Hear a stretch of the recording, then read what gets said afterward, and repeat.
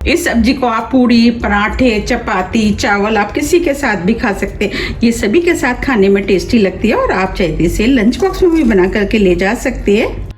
अगर आपको मेरी रेसिपी पसंद आ रही है तो आप ज़्यादा से ज़्यादा फ्रेंड और फैमिली के साथ शेयर कीजिए और मुझे कमेंट्स करके ये ज़रूर बताइए कि आप इसे कब बना रहे हैं। मैंने आपको जिस तरीके से बनाना बताया, अगर आप उस तरीके से बनाएंगे तो आपकी सब्जी भी बहुत ही ज़्यादा टेस्टी और चटपटी बन के तैयार होगी, जो कि आप सभी को बहुत ज़्यादा पसंद भी आएगी। तो आप एक बार इसको ज़रूर ट्राई कीजिएगा, फिर मुझे कमेंट्स बॉक्स में लिख के ज़रूर बताइए कि आपकी सब्जी कैसी बनी और आपको वो सब्जी कैसी लगी। मुझे उम्मीद है कि यह सब्जी आपको बहुत ही ज्यादा पसंद आएगी। अब हम इसके ऊपर थोड़ा सा हरा धनिया डाल देते हैं। अब ये सब्जी खाने के लिए बिल्कुल तैयार है। अगर आपको मेरी रेसिपी थोड़ी भी पसंद आती है तो रेसिपी को लाइक कीजिए, चैनल को सब्सक्राइब कीजिए और ज्यादा से ज्यादा शेयर कीजिए। अब हम फिर मिलते हैं इसी तरह की टेस्टी रेसिपी के साथ। जब तक के लिए नमस्कार।